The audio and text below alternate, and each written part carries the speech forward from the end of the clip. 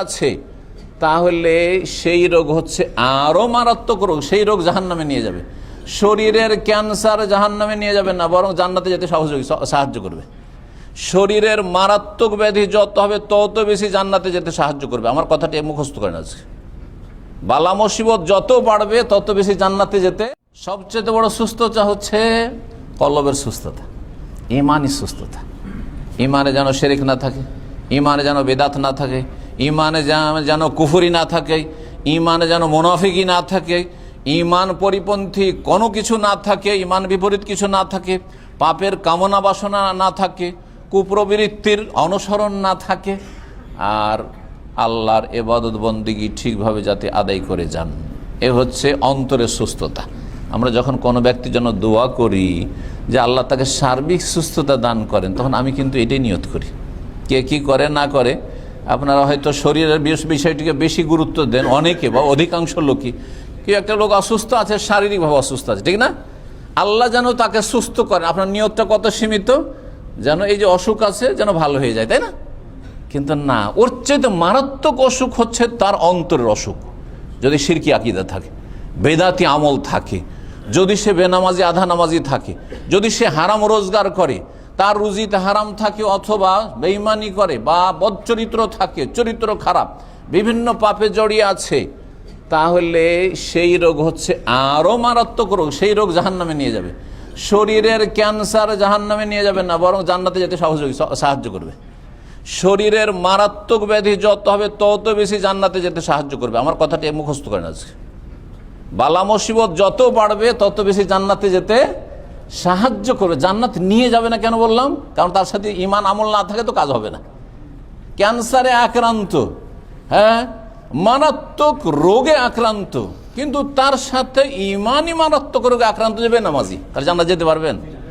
এই জন্য বললাম যে শারীরিক রোগ থাকে, কিন্তু ইমান যদি ঠিক থাকে, ফরজ অজেব যদি ঠিক থাকে, 5 ওয়াক্ত নামাজ ঠিক থাকে, কিন্তু রোগী মানুষ, তাহলে এই রোগ আপনাকে জান্নাতে যাওয়া এবং জান্নাতে উঁচু মর্যাদা পাওয়া সহজ করে দেবে। আপনার জান্নাত অনেক উপরে আপনাকে উঠিয়ে দেবে, আপনার রেজাল্ট অনেক ভালো হয়ে যাবে। সুতরাং শরীরের রোগের চাইতে মারাত্মক রোগ হচ্ছে অন্তরের কলবের ব্যাধি, আমরাজুল কলুব। এই জন্য কোরআনে কারীমে আমরাজুল কলুবের কথা, অন্তরের ব্যাধির কথা বেশি বলা হয়েছে। ফি কলুবিহিম মারাজুন আছে না? শুরুতে কোরআনে কারীমের শুরুতে 2য় পাতায় যান, দেখবেন যে ফি কলুব মারাদ ফাজাদাহুমুল্লাহ মারাদা। তাদের অন্তরে রোগ আছে, মুনাফিকদের অন্তর রোগ আছে। এটি হচ্ছে মারাত্মক রোগ। অন্তরকে সাফ করুন। অন্তরে হিংসা, বিদ্বেষ, শত্রুতা আর সংকীর্ণতা আর ছোট মনা হওয়া, যতগুলি খারাপ দিক আছে, এগুলো হচ্ছে অন্তরের রোগ, যা আল্লাহ থেকে আপনাকে দূরে সরিয়ে দিবে, জান্নাত থেকে দূরে সরিয়ে দিবে, জাহান্নামের কাছাকাছি করে দেবে। আল্লাহ রাব্বুল যেন সংশোধনের তৌফিক দান করেন।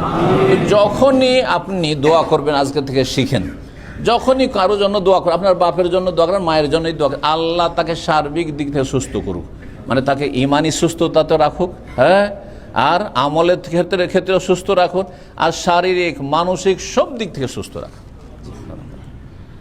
এমনও রোগ আছে যে রোগের কথা জানি না, সেটা থেকেও যেন আল্লাহ সুস্থ করে। আপনাকে হয়তো একটা রোগের কথা বলা হচ্ছে, কিন্তু ভিতরের চাইতে মারাত্মক রোগ আছে। বলা হচ্ছে যে সেই ব্যক্তি অসুস্থ, মানে শারীরিকভাবে অসুস্থ, চলতে ফিরতে পারছে না, কিন্তু হতে পারে সে সেহরে জাদুতে আক্রান্ত, হতে পারে সে জিনের দ্বারা ক্ষতিগ্রস্ত, হতে পারে সেই ব্যক্তি মানসিক অশান্তিতে রয়েছে, হতে পারে সেই ব্যক্তি ইমানি অবস্থা তার খারাপ, সে শিরক কুফরিতে রয়েছে, অথবা বিভিন্ন পাপে জড়িয়ে আছে, বেদাতের রোগে আক্রান্ত। তাদের জন্য সুস্থতার দোয়া করেন, কারণ এই সুস্থতা যদি লাভ না করে তো জান্নাত পাবে না, সেই জাহান্নামের ইন্ধন হবে। সম্মানিত ভাতৃমণ্ডলী, আল্লাহর হক আদায় করতে হবে, কারণ আমরা আল্লাহর বান্দা। কার বান্দা? আর কারো বান্দা না, কারো গোলাম না, রবের গোলাম। সুতরাং রবের হক আগে আদায় করতে হবে। রবের হক আদায় হয়ে গেল, যথেষ্ট নাজাতের জন্য, জান্নাত পাওয়ার জন্য। আর কার হক আদায় করতে হবে? রবের সৃষ্টির হক আদায় করতে হবে। রবের হক আদায় করতে হবে, আর রবের সৃষ্টি, আর রবের সৃষ্টির মধ্যে সবচাইতে শ্রেষ্ঠ সৃষ্টি হচ্ছে মানুষ। এজন্য তারপরে মানুষের হক আদায় করতে হবে, মানুষের হক আদায় করতে হবে। মানুষের মধ্যে সবচাইতে কাছের, সবচাইতে শ্রেষ্ঠ আপনার কাছে রাসূলুল্লাহ সাল্লাল্লাহু আলাইহি সাল্লাম, ঠিক কিনা? সবচাইতে শ্রেষ্ঠ মানুষ খায়রুল বাশার, হ্যাঁ, সাইয়্যিদুল মুরসালিন, খাতামুন নবীন মুহাম্মদুর রাসূলুল্লাহ সাল্লাল্লাহু আলাইহি সাল্লাম। আল্লাহর পরে কার হক আদায় করতে হবে? তাহলে রাসূলুল্লাহর হক আদায় করতে হবে। তো রাসূলুল্লাহর হক সম্পর্কে জানতে হবে। দেখি আপনাদের কাছ থেকে শুনে যে রাসূলের কি হক। যে বলবেন হাত তুলবেন, একটা করে বলতে পারলেও চলবে। হ্যাঁ, চলেন। জানা আছে? তো নাই জানা থাকে তো কি হক আদায় করবেন? আমি এসছি এমামা ক্যাম্পে, যদি আমার ভাইদের নাই জানা থাকে যে একজন আলেম আমাদের কাছে আসলে তার কি হক আদায় করতে হয়, তাহলে কি আর হক আদায় করবেন? হ্যাঁ, হ্যাঁ, কে বললো? রাসূলের ওপর দরুদ পাঠ করা, মাশাআল্লাহ, একটা বলেছে, ভালো। এই বিশেষ করে জুমার দিনে আরো বেশি, জুমার দিনে আরো বেশি বেশি দরুদ পাঠ করা, এটি হচ্ছে রাসূলুল্লাহ সাল্লাল্লাহু আলাইহি ওয়াসাল্লামের একটি হক।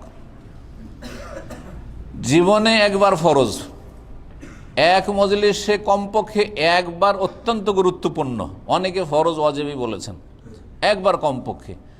আর যতবার নবী সাল্লাল্লাহু আলাইহি ওয়াসাল্লামের নাম আসবে ততবার পড়া হচ্ছে সুন্নাত মুস্তাহাব। এই জন্য এত হাদিসের কিতাব আছে, কোন মুহাদ্দিস কিন্তু আজকালকার বক্তাদের মতো করেননি যে প্রথম হয়ে হাদিস বুখারীতে ইন্নামাল আমালু বিন্নিয়াত, চলো ওখানে সাল্লাল্লাহু আলা রাসূলুল্লাহ সাল্লাল্লাহু আলাইহি ওয়াসাল্লাম রেখে দিলাম, আর বাকি হাদিসে লিখলাম না। এতে কাগজ খরচ হয়েছে, হ্যাঁ, হয়েছে না হয়নি? কালি খরচ হয়েছে, মেহনত লেগেছে। সাল্লাল্লাহু আলাইহি ওয়াসাল্লাম সাল্লাল্লাহু আলাইহি ওয়াসাল্লাম সাল্লাল্লাহু আলাইহি ওয়াসাল্লাম লিখতে মেহনত লাগেনি, সময় লাগেনি? তারপরও তারা প্রত্যেকটা হাদিসে কেন লিখেছেন? কিন্তু আপনাদের বক্তার, এমনকি কিছু আহলে হাদিস বক্তাও আছে, আমাদের নবীজি বলেছেন, হ্যাঁ, প্রিয় নবী বলেছেন, হুজুরে পাক বলেছেন, আপনি এত কৃপণতা কেন? হয় কৃপণতা না হয় অজ্ঞতা, দুইয়ের এক অবশ্য আছে। হয় আপনি বখিল, হ্যাঁ, কৃপণ, আর না হইলে আপনি অজ্ঞ দিন সম্পর্কে, রাসূলের হক সম্পর্কে। নবী সাল্লাল্লাহু আলাইহি ওয়াসাল্লাম বলছেন, মান সাল্লা আলাইয়া সালাতান ওয়াহিদা, একবার যদি দুরূদ পড়ো তাহলে লাভ কার? রাসূলের বেশি লাভ না আপনার লাভ বেশি? কয় গুণ পাবেন? 10 গুণ। আরে একটি দোয়া করলেন 10 গুণ রহমত আপনার উপর নাযিল হলো, চান না? তাহলে কেন কৃপণতা? এই বক্তাদের, আলোচকদের কৃপণতার কারণেই জনগণ আমাদের সমাজে এরকম হয়েছে। নবীর নামাজ সাল্লাল্লাহু আলাইহি সাল্লাম বলতে যেন কষ্ট লাগছে। কেন? যখন যখন নাম আসবে সাল্লাল্লাহু আলাইহি ওয়াসাল্লাম, তার ওপর সালাত এবং সালাম, জি, রহমত এবং শান্তির ধারা বর্ষিত। নবী সাল্লাল্লাহু আলাইহি ওয়াসাল্লামের জন্য দোয়া করলেন আপনি, আপনার দোয়া নবী সাল্লাল্লাহু আলাইহি ওয়াসাল্লামের শানে হইল, আর আপনার জন্য ফেরেশতারা দোয়া করছে। ওয়াল্লাহ কাবে মিসলিন, এই হাদিস এখানে ফিট হবে না? যে কোনো মুমিন বান্দা, সাধারণ লোকের জন্য যদি দোয়া করেন, আল্লাহ অমুককে সুস্থ করে দিক, আল্লাহ অমুকের বরকত দিক, হ্যাঁ, তো হাদিসে কি আছে? সহিহ মুসলিমের হাদিস, কালাতিল মালাইকা, তো আকাশ থেকে ফেরেশতারা বলেন, ওয়ালা কাবে মিসলিন, তুমি যেমন দোয়া করলে তোমার মুসলিম ভাইয়ের জন্য, তোমার জন্য যেন আল্লাহ অনুরূপ দেন তোমাকে। তাহলে দোয়া করলে লাভ। সাধারণ মানুষকে দোয়া দিলেও যেখানে লাভ, তো সবচেয়ে ভালো মানুষকে যদি দোয়া দেন দরুদ এবং সালামের মধ্যে, দরুদ সালাম দোয়া, এটাও বুঝেন আমার দেশের মানুষরা। দরুদ সালাম কি? নবীর জন্য দোয়া করা, এটি নবীর শানে স্পেশাল দোয়া, যে সাল্লু আলাইহি ওয়া সাল্লিমু তাসলিমা, এটি একটি হক। আর কি হক? এর চাইতে বড় হক আনুগত্য করা। তো ঈমান নিয়ে আসা নয়, তাকে বিশ্বাস করতে হবে না তিনি নবী, এটি ইয়াকিন করা। দুনিয়া, সারা দুনিয়ার যদি আমাকে আপনাকে রাজত্ব দিয়ে দেয়, হ্যাঁ, যদি টাকা দিয়ে আপনার বাড়ি ঘর ভর্তি করে দেয়, তবু আপনার ঈমান কেড়ে নিতে পারবেন রাসূলের উপর। এই ঈমান, এমন ঈমান মেরে ফেলে দিল আপনার ঈমান কেড়ে নিতে পারবেন। আহাদ আহাদ, জি, যেমন সাহাবায়ে কেরাম মক্কায় এত জুলমের শিকার হয়েছেন, জীবন চলে গেছে, কিন্তু ঈমান ছাড়েননি, লা ইলাহা ইল্লাল্লাহ মুহাম্মাদুর রাসূলুল্লাহ ছাড়েননি, ঠিক কিনা? জি হ্যাঁ, ঈমান হচ্ছে নবী সাল্লাল্লাহু আলাইহি ওয়াসাল্লামের একটি গুরুত্বপূর্ণ হক, যে তার প্রতি ঈমান নিয়ে আসে। যেমন আল্লাহকে আপনি বিশ্বাস করছেন, তেমনি রসুলকে বিশ্বাস করবেন যে তিনি আল্লাহ রসুল, আল্লাহর দিন জানার জন্য তিনি একমাত্র মাধ্যম। জি, তারপরে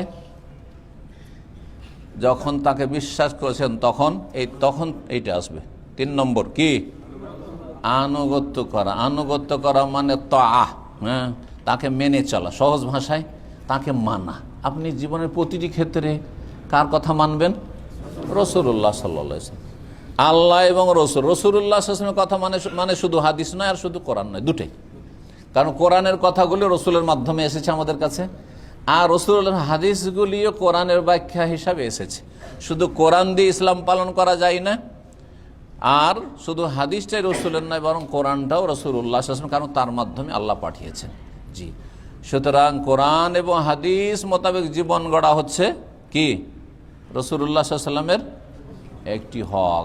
রাসূলুল্লাহ সাল্লাল্লাহু আলাইহি ওয়াসাল্লাম মেনে চলা, জীবনের প্রতিটি ক্ষেত্রে রাসূলুল্লাহ সাল্লাল্লাহু আলাইহি ওয়াসাল্লামকে মেনে চলবেন। আপনি মিথ্যা কথা কেন বলবেন না? কারণ রাসূল হারাম করেছেন। জি হ্যাঁ। গীবত কেন করবেন না? হারাম সেই জন্য। জি। কেন 5 ওয়াক্ত সালাত আদায় করবেন? হ্যাঁ।